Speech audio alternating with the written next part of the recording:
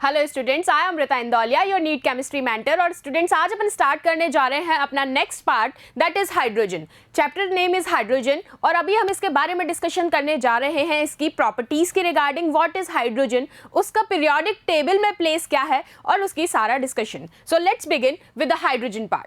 First of all, first you have to know about what कि hydrogen क्या है। It is the most abundant element on the surface of globe.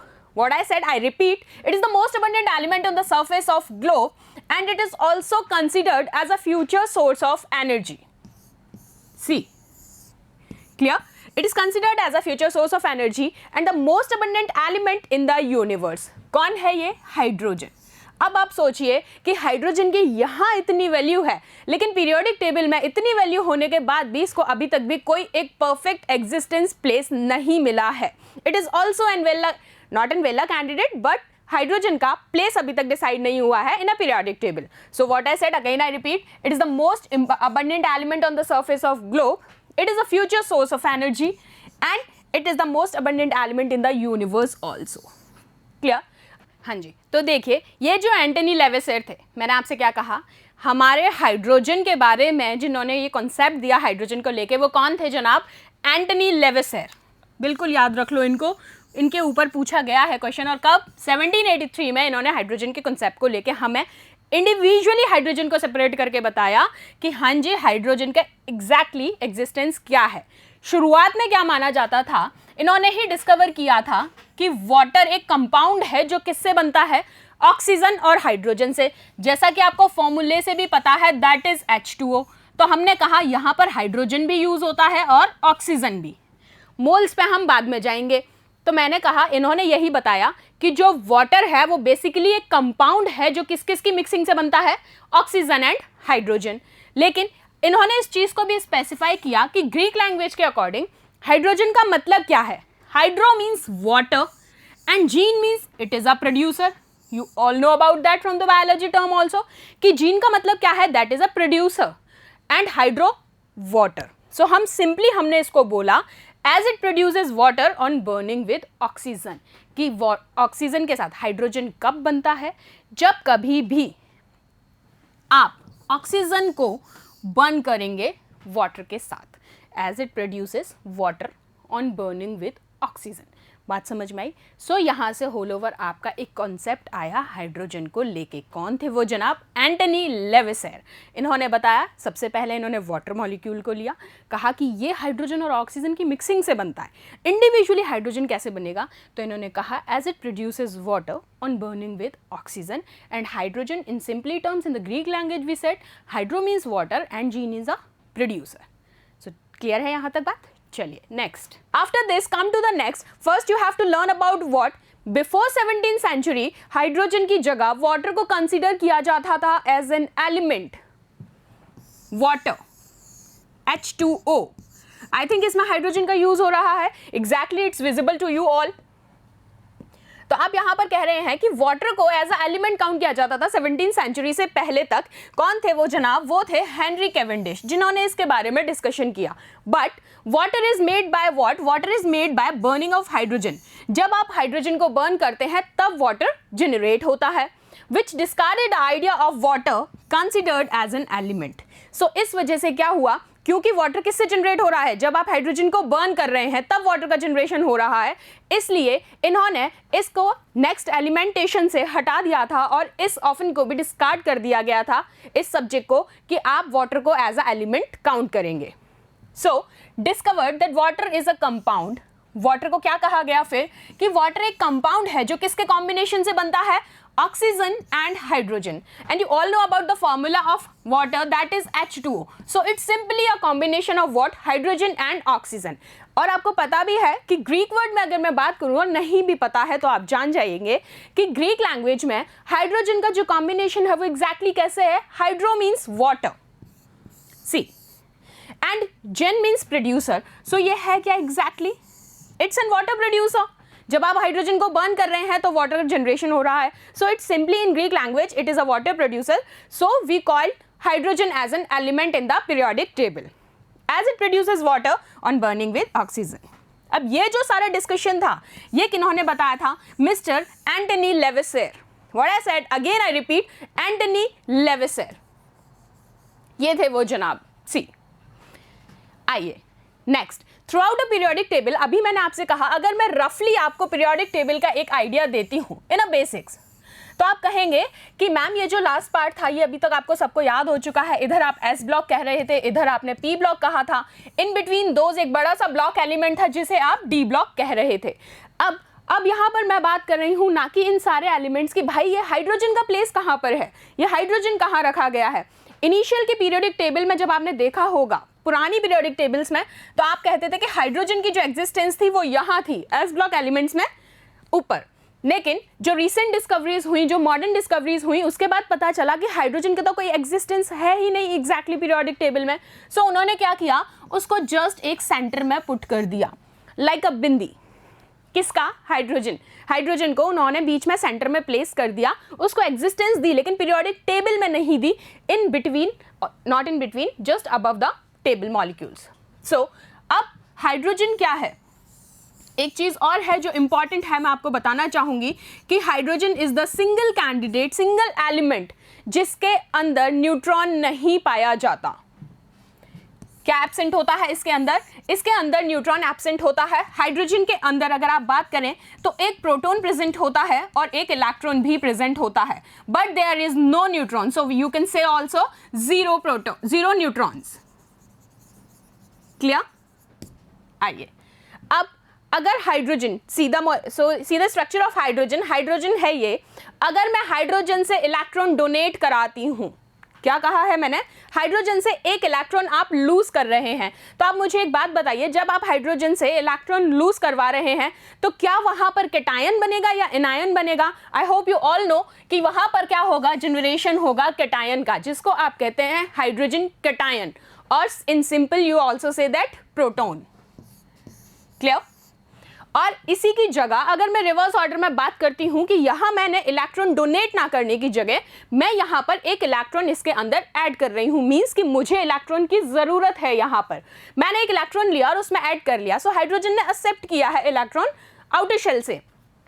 सो आप कहते हैं कि वहां पर किस तरीके का फॉर्मेशन हो जाएगा, नेगेटिव आयन का, जिसको आप कहते हैं हाइड्रोजन एनायन और hydride. Clear? After this, since hydrogen, क्योंकि आप जो पीरियोडिक टेबल में इसका देखेंगे डिस्कशन में, तो आप कहेंगे कि हाइड्रोजन जो है वो रिजेंबल करता है एल्कली मेटल से भी और हैलोजन से भी। सो क्या हैलोजन मेटल्स जो हैं, सॉरी हैलोजन्स क्या मेटल्स हैं? नहीं, हैलोजन्स को आप कहते हैं कि वो ग्रुप 17 के मेंबर हैं, जबकि एल्कली मेटल्स जो हैं वो ग्रुप 1 के मेंबर है, और यहाँ पर जो हाइड्रोजन है वो रिजेंबल करता है दोनों के ही साथ। ये बात भी इंपॉर्टेंट है जो आपको याद रखनी है।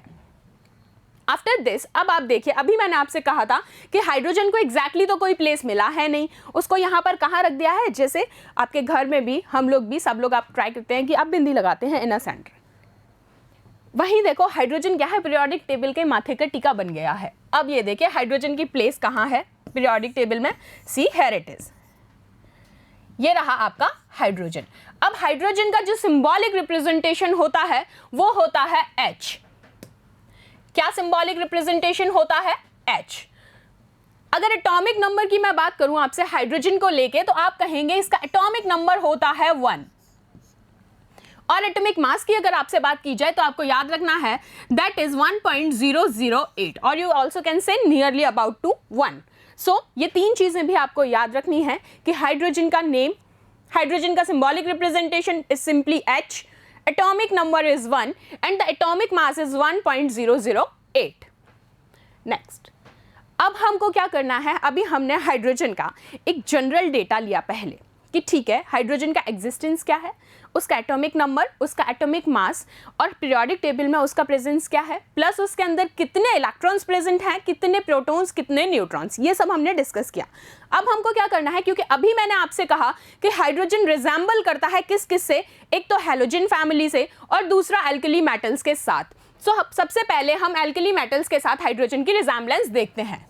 सी, यहां आप कहेंगे सबसे पहले डिस्कशन किया जाएगा इलेक्ट्रॉनिक कॉन्फ़िगरेशन के साथ। तो आप मुझे बताइए, अगर हाइड्रोजन के इलेक्ट्रॉनिक कॉन्फ़िगरेशन में आपसे पूछती हूं तो एटॉमिक नंबर हमने क्या कहा था वहां पर 1। अब जब 1 एटॉमिक नंबर है तो आपको सबको पता है कि इलेक्ट्रॉन्स जो फिल किए जाएंगे वो कौन से शेल से स्टार्ट किए जाएंगे, s शेल से। अब यहां पर उसके पास इलेक्ट्रॉन कितना है, 1, तो आप कह सकते हैं कि इलेक्ट्रॉनिक कॉन्फ़िगरेशन क्या हो जाएगी, 1s1। क्लियर? अगर मैं इसको एल्कली मेटल के साथ में मैच करना चाहूं, क्योंकि मुझे देखनी है रिजेम्बलेंस, तो मैंने कहा लिथियम। अब लिथियम का एटॉमिक नंबर आपको पता है, होता है 3, तो आप कॉन्फ़िगरेशन इजीली लिख सकते हैं 1s2 2s1। तो क्या कहा मैंने, लिथियम के केस में मैंने कहा एटॉमिक नंबर होता है इसका 3, इसका एटॉमिक नंबर 3 है, तो चलो कॉन्फ़िगरेशन लिखते हैं। आपने कहा 1s2 2s1, ठीक है, मैंने लास्ट शेल कॉन्फ़िगरेशन यहां लिख ली। अब मैं नेक्स्ट एलिमेंट देखती हूं, एल्कली मेटल का ही, मैंने लिया सोडियम। सोडियम का एटॉमिक नंबर आपको पता है कि क्या होता है, 11। अब 11 इसका एटॉमिक नंबर होता है, तो चलिए कॉन्फ़िगरेशन लिखते हैं। मैं लास्ट शेल कॉन्फ़िगरेशन लिखती हूं, आप पूरी लिख लीजिए। This is 1s2 2s2 2p6 and 3s1। Clear it is? So आप यहां पर क्या देख रहे हैं, अमंग ऑल, जब हाइड्रोजन का आप रिजेम्बलेंस देख रहे हैं along with what, alkali metals, तो क्या last shell outer most electronic configuration तीनों की ही सिमिलर है? सी दिस, तीनों के last outer most electronic configuration में क्या एक एक इलेक्ट्रॉन आ रहा है? हाँ जी, बिल्कुल एक एक इलेक्ट्रॉन फिल हो रहा है। सो यहां पर आप इस प्रॉपर्टी को कह सकते हैं कि ये बिल्कुल रिजेंबल करता है इन the case of electronic configuration. So hydrogen, lithium and sodium, their outermost electronic configuration is same. Clear? Next part में मैं बात करूंगी आपसे इलेक्ट्रोपॉजिटिव कैरेक्टर की। इलेक्ट्रोपॉजिटिव कैरेक्टर, सबसे पहले तो ये टर्म पता होनी चाहिए कि एग्जैक्टली व्हाट इट इज। सी, अब इलेक्ट्रोपॉजिटिव कैरेक्टर का मतलब यहां पर क्या है, जब आप इलेक्ट्रॉन लूज कर रहे हैं, see tendency to lose electron and gain a positive charge, आप इलेक्ट्रॉन लूज करके वहां पर क्या गेन कर रहे हैं, पॉजिटिव चार्ज गेन कर रहे हैं, उसी को कहा जाता है इलेक्ट्रोपॉजिटिव कैरेक्टर। आइए एग्जांपल देखते हैं। मैंने इस एग्जांपल में लिया सोडियम। अब सोडियम में मुझे क्या करना है, इलेक्ट्रॉन लूज कराना है, क्योंकि लूज जब इलेक्ट्रॉन करेगा तभी तो पॉजिटिव चार्ज में गेन कर पाऊंगी। चलिए इलेक्ट्रॉन लूज करवा देते हैं इस एग्जाम्पल में। आप जैसे ही एक इलेक्ट्रॉन इसमें से निकालते हैं, आपने देखा सोडियम आयनिक फॉर्म में चेंज हो गया, वो भी पॉजिटिव आयन सी Na+, और यहां पर एक इलेक्ट्रॉन क्या है, रिलीज आउट हो जाएगा। सेम अब मुझे यहां रिजेंबल करना है इसको हाइड्रोजन के साथ। आप हाइड्रोजन में ये अप्लाई कीजिए। जैसे ही हाइड्रोजन से मैंने एक इलेक्ट्रॉन लूज कराया, सेम फेनोमेनन आपको देखने को मिला कि हाइड्रोजन प्लस में आ गया और एक इलेक्ट्रॉन यहां पर रिमूव हो जाएगा। सो आप कहेंगे कि after the electronic configuration, electropositive character में भी हाइड्रोजन अभी तक एल्कली मेटल से रिजेंबल कर रहा है। चलिए नेक्स्ट प्रॉपर्टी देखते हैं। नेक्स्ट प्रॉपर्टी है oxidation state. As we know NaCl, आपको सबको पता है जब कभी भी आप NaCl का डिसोसिएशन करवाते हैं तो आपने देखा है कि Na+ में डिसोसिएट होता है और Cl- में होता है, ये बात सबको पता है। अब यहाँ पर जब आप प्लस और माइनस की बात कर रहे हैं तो आपको ये भी पता होना चाहिए कि यहाँ पर तो +1 चार्ज गेन करेगा ये, और Cl- में हो रहा है तो ये -1 चार्ज गेन करेगा। बिल्कुल ठीक बात है। तो चलिए अब हम इसकी रिजेम्बलेंस देखते हैं हाइड्रोजन के साथ। किन की? एल्कली मेटल्स की। सबसे पहले मैं बात कर रही हूँ NaCl का। अभी मैंने आपको बताया प्लस एंड द माइनस। अगर मैं पोटेशियम ब्रोमाइड की बात करती हूँ, अगर मैंने KBr का डिसोसिएशन किया है तो ये कैसे डिसोसिएट होगा, K++ Br-। अगर मैं हाइड्रोजन की क्लोराइड के साथ रिएक्शन करा रही हूँ यानी कि HCl में, तो किस में डिसोसिएट होगा, H+ एंड Cl-।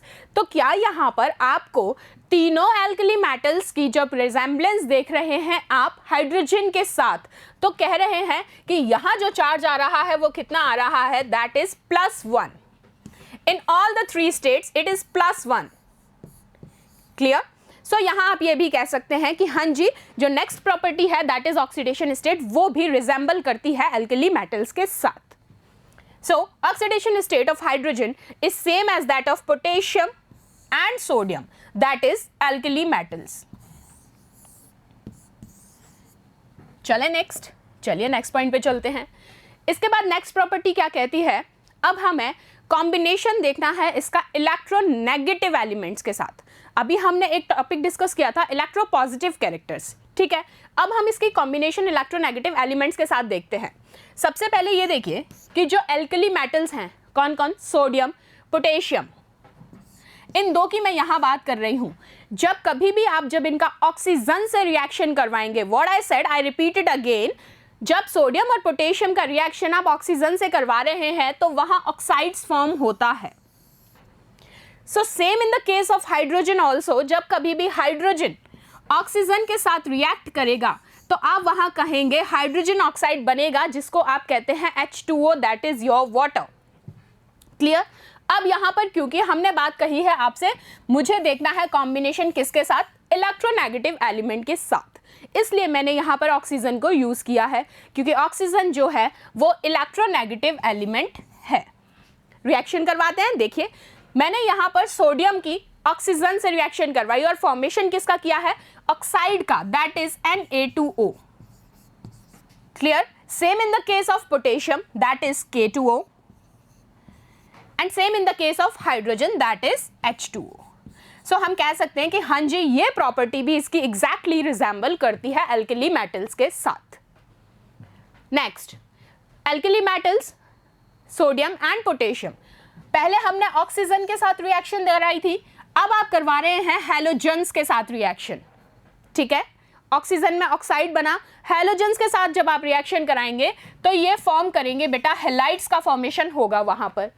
सेम आप जब हाइड्रोजन से रिएक्शन कराएंगे तो हाइड्रोजन के केस में हाइड्रोजन हैलाइड का फॉर्मेशन हो जाएगा।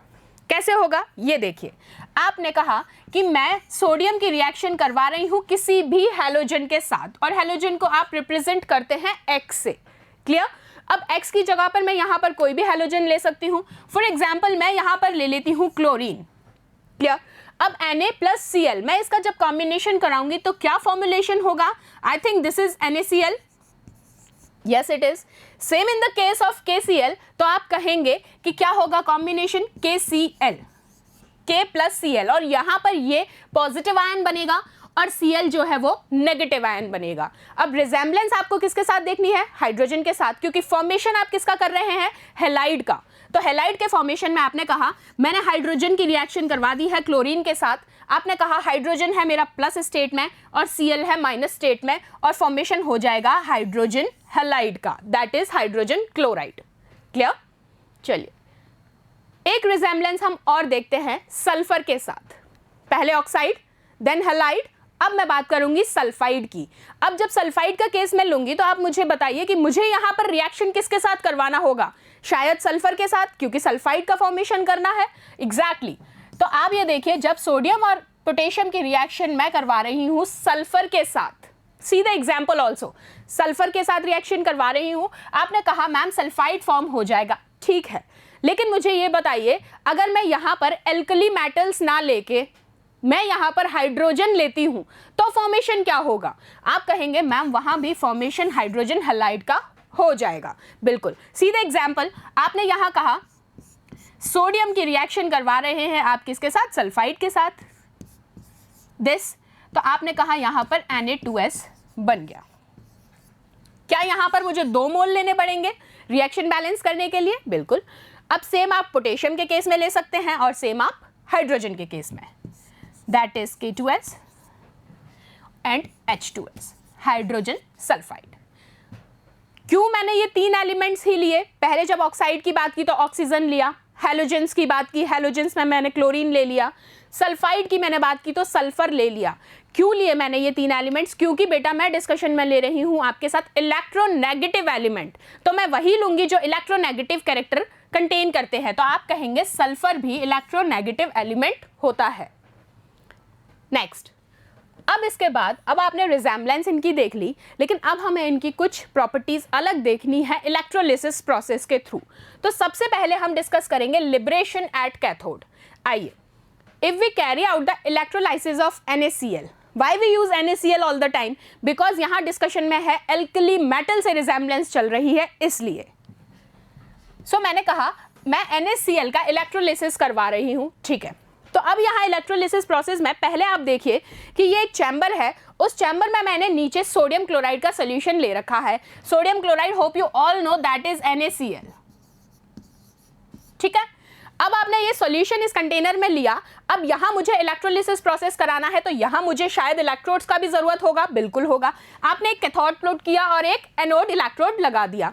जैसे ही आपने यहाँ पर देखा सोडियम क्लोराइड के केस में, आप कहेंगे कि जो सोडियम है, ये जो सोडियम है दैट इज Na+, ये किसकी तरफ लिबरेट होगा, ये माइनस की तरफ लिबरेट होगा।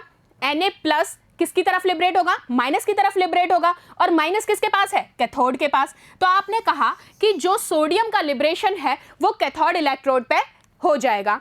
अगर मैं आपसे पूछती हूं कि ठीक है सोडियम आपने मुझे बताया, क्लोरीन का लिबरेशन कहां होगा, तो आप कहेंगे मैम क्लोरीन क्योंकि नेगेटिव चार्ज गेन करता है, और नेगेटिव चार्ज तो सीधी बात है कि कहां जाएगा, पॉजिटिव की तरफ, और पॉजिटिव टर्मिनल आप कहते हैं कि कौन सा कहलाता है, एनोड। सो आपने कहा कि क्लोरीन गैस का लिबरेशन होगा एनोड पर, और सोडियम का जो लिबरेशन है वो कहां पर होगा, कैथोड पर। तो यही प्रोसेस बस आपको याद रखना है किसके केस में, इलेक्ट्रोलिसिस की जब भी बात की जाएगी NaCl के रिस्पेक्ट में, ठीक है। So here is the reaction that is NaCl gives, अब मोल्स बैलेंस करना आप सब जान चुके हैं, twice of NaCl aqueous medium में है, gives twice of Na solid में एंड Cl2 गैसियस फेज में। बात समझ में आ गई यहां तक। अब जब मैंने लिबरेशन कैथोड पे देखा है, तो क्या मैं सेम प्रोसेस एक और के साथ देख लेती हूँ, क्योंकि रिजेम्बलेंस देख रहे हैं आप, NaCl का ले लिया, यहाँ मेरे को हाइड्रोजन का रिजेम्बलेंस भी देखना है। तो अब हम बात करेंगे इलेक्ट्रोलाइसिस ऑफ HCl की, ठीक है। आइए HCl का करवाते हैं। सेम सोडियम क्लोराइड का सोल्यूशन आपने लिया, अब आप कहेंगे कि HCl के केस में सोडियम क्लोराइड का सोल्यूशन ले लिया, तो ये हाइड्रोजन कहाँ से आई। क्या जब आप ये सोल्यूशन ले रहे हैं, आप मुझे ये बताइए कि क्या वहाँ पर वाटर मॉलिक्यूल्स नहीं होंगे, होंगे। तो आपने कहा जब यहाँ पर हाइड्रोजन का लिबरेशन होगा HCl के इलेक्ट्रोलिसिस में, तो हाइड्रोजन क्योंकि कैसा है, पॉजिटिव आयन है, तो आपने कहा पॉजिटिव मूव करेगा कैथोड की तरफ, क्योंकि वहां पर कैसा है, नेगेटिव इलेक्ट्रोड। और सेम क्लोरीन गैस सेम कहां पर लिबरेट होगी, पॉजिटिव, यानी कि एनोड पर। बस ये बात आपको दोनों के केस में याद रखनी है रिजेम्बलेंस क्लियर करने के लिए। So the process is twice of HCl gives H2 plus Cl2, और H2 कहां जाएगा, कैथोड पर, और Cl कहां जाएगा, एनोड पर। यही बात है जो याद रखनी है और एग्जाम में पूछी जाती है कि इन द लिबरेशन और in the electrolysis of HCl H2 कौन से इलेक्ट्रोड पे लिबरेट होता है। चलिए नेक्स्ट, अभी तक आपने पढ़ी थी रिजेम्बलेंस एल्कली मेटल्स के साथ। सी, अभी सबसे पहले हमने प्रॉपर्टीज के बाद रिजेम्बलेंस देखी एल्कली मेटल्स के साथ, क्योंकि मैंने आपसे इन द इनिशियल क्या कहा था कि हाइड्रोजन एलिमेंट जो है वो ग्रुप 1 और ग्रुप 17 से रिजेम्बल करता है, ठीक है। लेकिन कुछ डिफरेंसेस भी हैं जो यहाँ आपको दिखने हैं। चलिए पहला डिफरेंस देखते हैं, इलेक्ट्रोपॉजिटिविटी। इलेक्ट्रोपॉजिटिविटी के केस में आपको ये बात बिल्कुल दिमाग में रट लेनी है, याद कर लो, कुछ भी करो, लिख लो, कुछ भी करो, दैट इज योर पार्ट, बस याद रखो। H is very less electropositive than alkali metals, very much important। सीधा क्वेश्चन पूछा जाता है, कहीं से वो घुमाएगा नहीं, इसके केस में सीधा पूछा जाएगा कि among alkali metals is H is less electropositive और more electropositive, लैंग्वेज कुछ भी हो सकता है, बस आपको याद रखना है कि H क्या होता है, less electropositive होता है alkali metals से। दूसरा डिफरेंस देखते हैं नेचर ऑफ ऑक्साइड्स का। ये देखिए H2O, इसका जो ऑक्साइड होता है H का वो न्यूट्रल होता है, लेकिन अगर एल्कली मेटल्स के केस में मैं बात करूं तो ये बेसिक होते हैं, ये डिफरेंस है। H2O के केस में ये न्यूट्रल होता है, लेकिन एल्कली मेटल्स के केस में ये सारे कैसे होते हैं, ये बेसिक होते हैं ऑक्साइड्स, ठीक है। थर्ड है nature of compound, HF, HCl, HBr and HI, यानी कि हेलोजन के साथ हैं। आप कहेंगे ये कैसे कंपाउंड्स का फॉर्मेशन करते हैं, ये कोवलेंट कंपाउंड्स का फॉर्मेशन करते हैं। किस तरीके के, लो बॉइलिंग कोवलेंट कंपाउंड्स। लेकिन अगर एल्कली मेटल से मैं रिएक्शन में बात करूं, यहां किसका फॉर्मेशन करते हैं, ये आयनिक सॉलिड्स का, ठीक है। चलिए नेक्स्ट, साइज ऑफ आयंस। तो साइज ऑफ आयंस में दो ही तरीके के आयन पढ़ोगे, H+ और H-। तो याद रखना है H+ की जब कभी भी बात होगी तो H+ आयन हमेशा स्मॉल होगा एल्कली मेटल से, ठीक है। H+ ions is always much smaller than alkali metal cations. और एब्सेंस ऑफ न्यूट्रॉन, ये बहुत अच्छे से पता है कि हाइड्रोजन जी में किसी भी तरीके का न्यूट्रॉन प्रेजेंट नहीं होता है। All other elements have neutrons present in the nucleus of the atom except hydrogen, ठीक है। तो यहाँ हमने अभी इसका एक पार्ट कवर किया है। अभी सिर्फ मैंने एल्कली मेटल से रिजेम्बलेंस आपको बता दी और डिफरेंसेस बता दिए, लेकिन अभी तो हैलोजन बाकी है। चलिए हैलोजन स्टार्ट करते हैं। सबसे पहले हैलोजन कौन से ग्रुप का है? ग्रुप याद आ जाना चाहिए, ग्रुप 17, ठीक है। चलिए फिर वो इलेक्ट्रॉनिक कॉन्फ़िगरेशन से स्टार्ट करते हैं। इलेक्ट्रॉनिक कॉन्फ़िगरेशन के केस में मैं सबसे पहले आपसे कह रही हूँ फ्लोरीन। अब मुझे पहले बताओ कि फ्लोरीन का एटॉमिक नंबर क्या होता है? आपने कहा फ्लोरीन का एटॉमिक नंबर होता है 9, ठीक। कॉन्फ़िगरेशन लिखिए 1s2 2s2 2p5। तो आप लास्ट शेल में कॉन्फ़िगरेशन क्या देख रहे हैं? आ रही है 2p5। अगर मैं नियॉन से इसको रिलेट करूं तो नियॉन का एटॉमिक नंबर होता है 10 में कॉन्फ़िगरेशन लिख दीजिए 1s2 2s2 2p6, यानी इसके लास्ट शेल में एक इलेक्ट्रॉन ज्यादा है। तो आप यहां पर अगर इनको रिजेंबल करते हैं दोनों के केस में, यानी कि फ्लोरीन और नियॉन, अब हम बात कर रहे हैं हैलोजन के रिस्पेक्ट में, तो आपने कहा यहां सिर्फ जो डिफरेंस है वो है एक इलेक्ट्रॉन का, बिल्कुल। चलिए यहां हाइड्रोजन को रिलेट कर लेते हैं। हाइड्रोजन में आपने कहा इसके पास तो एक ही इलेक्ट्रॉन है जो s ऑर्बिटल में फिल हो जाता है, कॉन्फ़िगरेशन हो गई 1s1। लेकिन मुझे इसे रिजेंबल कराना है हीलियम के साथ, तो आपने कहा हीलियम के पास 2 इलेक्ट्रॉन होते हैं, कॉन्फ़िगरेशन क्या हो गई 1s2। तो क्या यहाँ भी आपको सेम चीज देखने को मिल रही है कि इसको अगर हाइड्रोजन को कन्वर्ट होना है हीलियम में तो सिर्फ इसके पास एक इलेक्ट्रॉन का कमी है यहाँ पर भी, एग्जैक्टली, ठीक है। तो ये प्रॉपर्टी बिल्कुल रिजेंबल करती है हैलोजन के केस में। So if we compare electronic configuration of fluorine and neon in a large shell, there is a difference of only 1 electron, as I already mentioned here. Similarly, the difference between hydrogen and helium is also 1. बात समझ में आ गई? चलिए next, अब बात करते हैं electronegative character की। वहां बात की थी पॉजिटिव कैरेक्टर की, एल्कली मेटल्स थे, ये हैं कैसे? हैलोजेंस। तो हम बात करेंगे इलेक्ट्रोनेगेटिव कैरेक्टर की। अब इलेक्ट्रोनेगेटिव कैरेक्टर को चलिए, आपको वहां आपने क्या किया था? इलेक्ट्रॉन लूज किया था। सी इलेक्ट्रो पॉजिटिव कैरेक्टर के केस में आपने एक इलेक्ट्रॉन ऐड किया था और पॉजिटिव चार्ज गेन किया था, लेकिन इलेक्ट्रोनेगेटिव कैरेक्टर क्या है? जस्ट इसका रिवर्स, यानी कि आपको इलेक्ट्रॉन रिलीज करना है। वहां रिलीज किया, यहां ऐड करना है। आप इलेक्ट्रॉन जैसे ही ऐड करेंगे उसके ऊपर क्या आ जाएगा? Negative charge. सी एग्जाम्पल देखिए, मैंने क्लोरीन के साथ एक इलेक्ट्रॉन ऐड किया, Cl + 1 इलेक्ट्रॉन, क्या होगा? Negative charge, Cl-। अब मुझे इसको रिजेंबलेंस देखना है हाइड्रोजन के साथ, ठीक है, देख लेते हैं। हाइड्रोजन में आप एक इलेक्ट्रॉन ऐड कर दीजिए, ये लीजिए हाइड्रोजन + 1 इलेक्ट्रॉन, तो आप कहेंगे यहां फॉर्मेशन हो जाएगा H- का। क्लियर है? थर्ड प्रॉपर्टी जो है वो है ऑक्सीडेशन स्टेट। वहां अगर आपको याद होगा एल्कली मेटल वाले केस में तो सोडियम, पोटेशियम, हाइड्रोजन तीनों ही +1 में एग्जिस्ट कर रहे थे। यहां आपको जो डिफरेंस देखने को मिलेगा +1 एंड -1, दोनों स्टेट्स आपको यहां देखने को मिलेंगे हैलोजेंस के रिस्पेक्ट में। बस इतना सा डिफरेंस आपको याद रखना है, ठीक। नेक्स्ट पॉइंट है आयनाइजेशन एंथैल्पी। चलिए आयनाइजेशन एंथैल्पी की बात करते हैं। अब आप देखो, हमें वही रिलेट करने हैं, लिथियम, फ्लोरीन और हाइड्रोजन। अब लिथियम के आयनाइजेशन एंथैल्पी आपको यहां दिख रही है 520 किलो जूल पर मोल। फ्लोरीन के केस में मैंने कहा 1680 किलो जूल पर मोल। लेकिन हाइड्रोजन में आप देखिए रिजेम्बलेंस क्या है? 1312। तो क्या मैं ये कह सकती हूं कि जो लिथियम है उससे फ्लोरीन तो बहुत ज्यादा है, आई थिंक थ्राइस। लेकिन फ्लोरीन और हाइड्रोजन में आप कहेंगे कि डिफरेंस तो है बट बहुत ज्यादा डिफरेंस नहीं है, they are nearly similar. since the ionization enthalpy of H is close to F. Here it is. यही चीज़ आपको यहाँ बताना चाहिए कि ये ऑलमोस्ट क्लोज हैं एक दूसरे के. H behaves like F according to ionization enthalpy. ठीक है, चलिए नेक्स्ट. अब वहां भी आपने किस पर लिबरेशन पढ़ा था? कैथोड पर.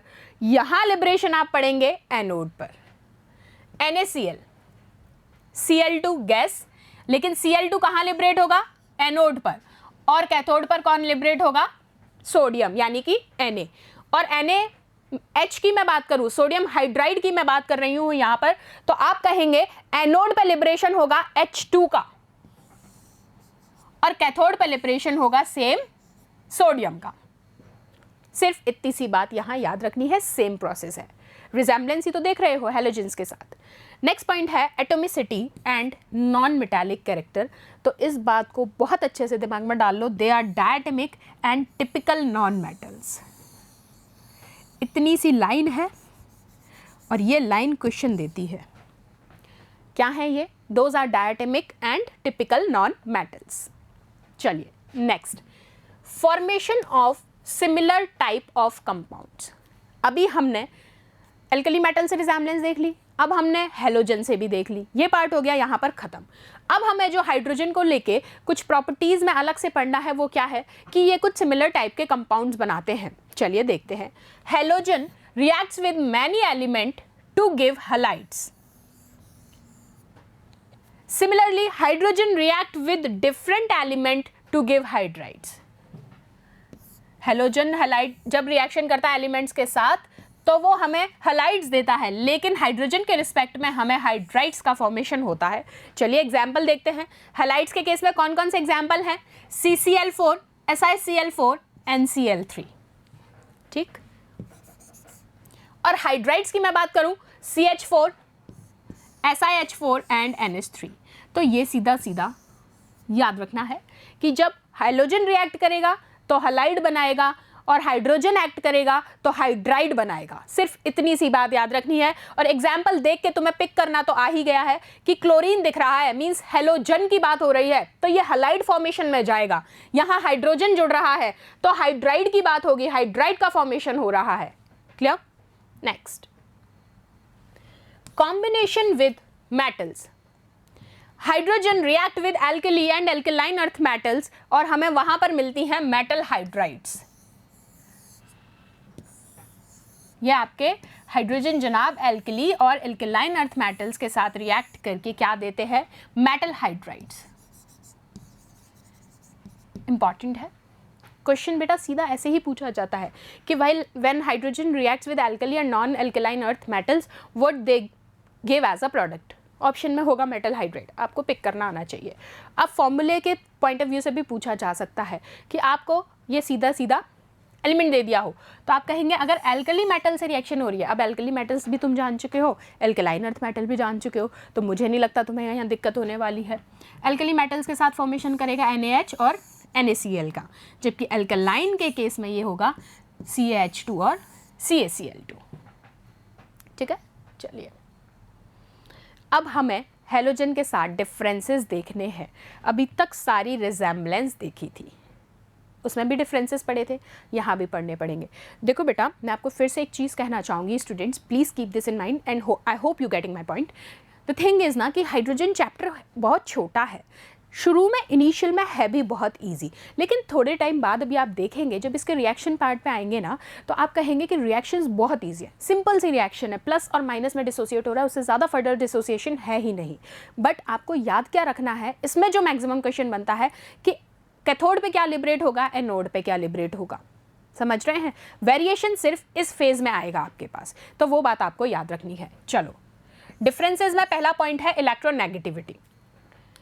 H लेस इलेक्ट्रोनेगेटिव होता है हैलोजन से. हैलोजन में तो फ्लोरीन याद आ गया होगा, मोस्ट इलेक्ट्रोनेगेटिव एलिमेंट्स हैं उसके पास सारे. नेचर ऑफ ऑक्साइड्स की आप बात करेंगे तो H2O कैसा होता है? न्यूट्रल, जबकि Cl2O7 कैसा होता है? एसिडिक. ठीक. चलिए absence of unshared pair of electron. यहाँ देखिए hydrogen atom does not have any unshared pair of electron. आप मुझे बताओ, हाइड्रोजन के पास, बेचारे के पास इलेक्ट्रॉन ही एक है, इसके पास एक ही इलेक्ट्रॉन है, अब इसके पास एक्स्ट्रा इलेक्ट्रॉन कहाँ से आएंगे जो ये शेयरिंग कर ले? तो वो कभी भी क्या होते हैं, उसके पास कोई अनशेयर्ड पेयर ऑफ इलेक्ट्रॉन होते ही नहीं है। जबकि हैलोजेंस के केस में 3 अनशेयर्ड पेयर ऑफ इलेक्ट्रॉन होते हैं। सीधे एग्जाम्पल इन द क्लोरीन, ये रहा,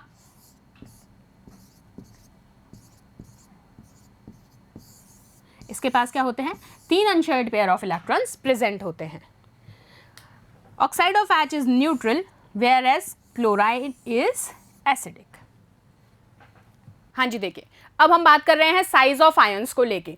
आपसे मैंने अभी थोड़ी देर पहले ये डिस्कस किया कि एल्कली मेटल्स के केस में हम क्या कह रहे थे कि H+ आयन का साइज क्या होता है, स्मॉलर होता है एल्कली मेटल से। लेकिन याद रखना है कि हलाइड के केस में ये जस्ट रिवर्स होता है। Means what? In the case of halide ions, H+ ions are much larger than halide ions. Alkali metals में मैंने क्या कहा था, those are smaller. Hydrogen plus ions are smaller than alkali metals, but H- ions are much larger in the case of halide ions. सिर्फ इतना सा difference आपको याद रखना है दोनों के रिस्पेक्ट में। क्लियर है बात? H+ ion smaller than alkali metal ions, ठीक है, और H- ions much larger than halide ions. ठीक है, बस ये 2 कॉज याद रख लो, बात खत्म। क्लियर है?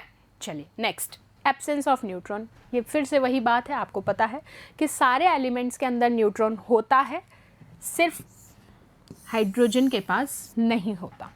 ठीक है, चलिए तो यहाँ आपका फर्स्ट पार्ट वाइंड अप होता है किसका, हाइड्रोजन का, जिसमें आपने क्या पढ़ा है मेरे साथ, हाइड्रोजन की basic properties, general discussion, then after हमने इसका डिस्कस किया है resemblance with alkali metals, then resemblance with halogen.